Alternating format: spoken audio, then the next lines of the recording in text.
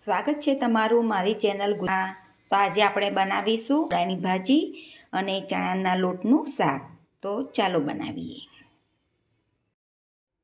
તો સૌથી પહેલાં આપણે જે 2 ચમચી ચણાનો લોટ લીધો હતો તેને આપણે શેકી નાખીશું.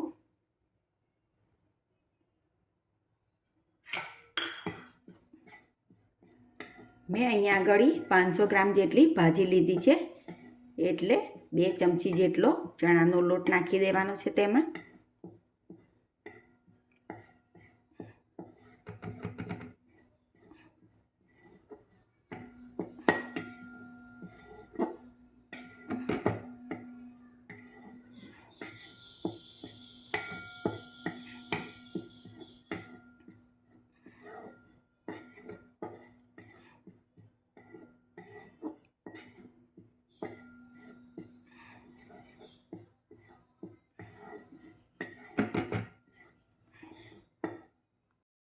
તમે જોઈ શકો છો કે આપણો ચણાનો લોટ શેકાઈ ગયો છે. હવે આપણે તેને એક ડીશમાં કાઢી લેવાનો છે.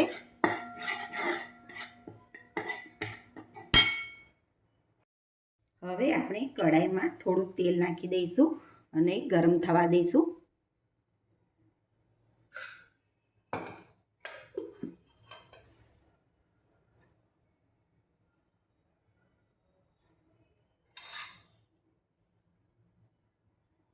અને અહીંયા મેં લીલું લસણ, આદું અને મરચાંની પેસ્ટ આપણે નાખી દેવાની છે. અહીંયા મેં 4 મરચાં લીધા છે અને થોડું આદું લીધું છે અને એક લીલું લસણની કળી લીધી છે, તે આપણે એમાં નાખી દેવાની છે.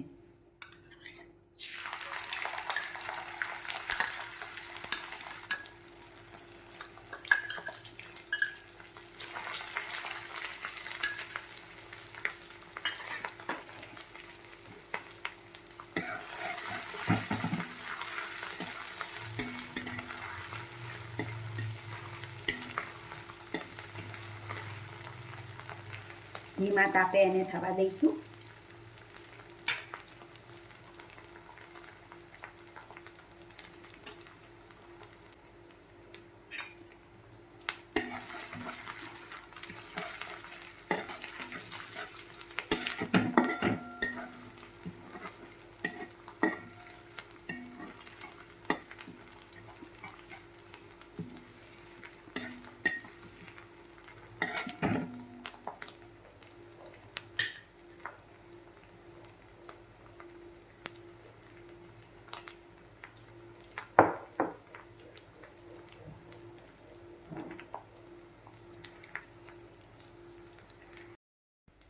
આ બધું સારી રીતે થઈ જાય પછી આપણે તેમાં ચપટી હિંગ નાખી દઈશું.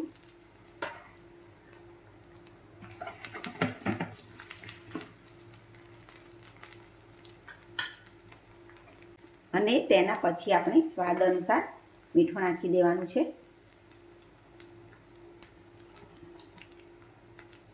અને તેના પછી લાલ મરચું નાખી દઈશું 1 ચમચી જેટલું. તમે અહીંયા અડધી ચમચી પણ મરચું લઈ શકો છો, કારણ કે આપણે પેલું લીલું મરચું નાખ્યું છે તેથી.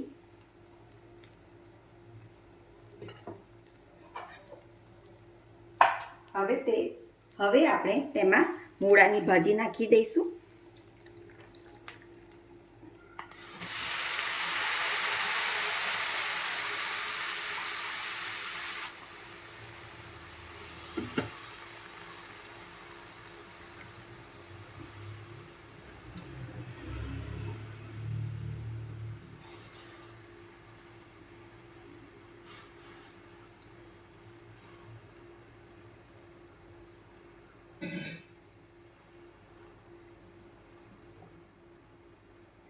હવે આપણે આને બરાબર મિક્સ કરી દઈશું.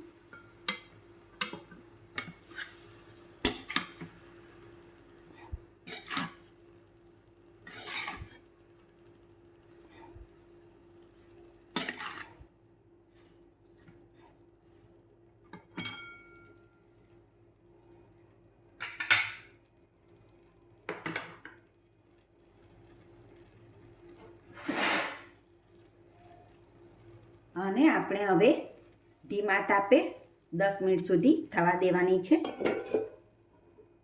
ને ઢાંકી દઈશું તેને.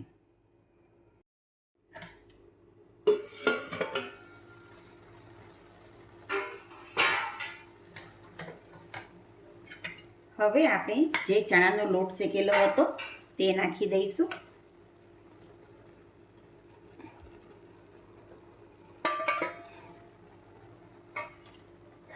ને બરાબર મિક્સ કરી દેવાનું છે.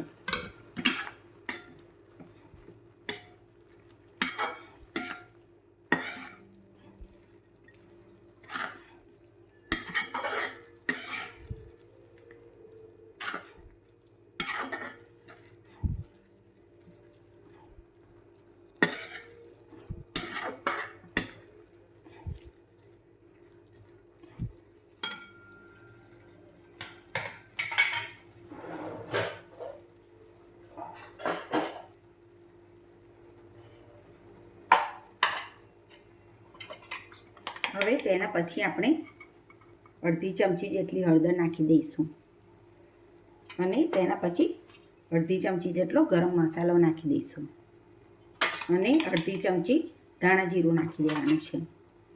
હવે આપણે તેને બરાબર મિક્સ કરી દઈશું.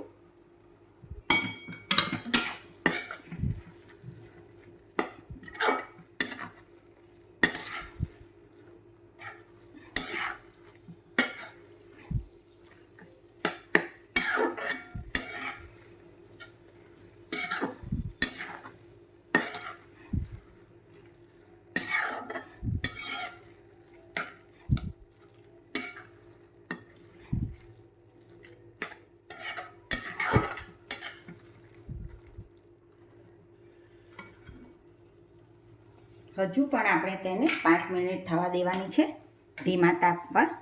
તો આપણે તેને ઢાંકી દઈશું.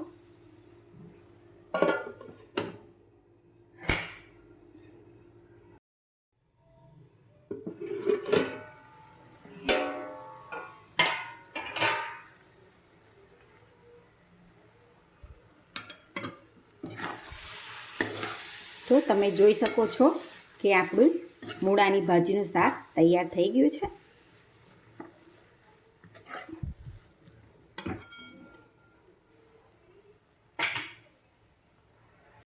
તો હવે આપણી મૂળાની ભાજીનું શાક થઈ ગયું છે તૈયાર. તમે એને ઠંડીની ઋતુમાં એકવાર જરૂરથી બનાવીને ગરમ ગરમ ખાજો.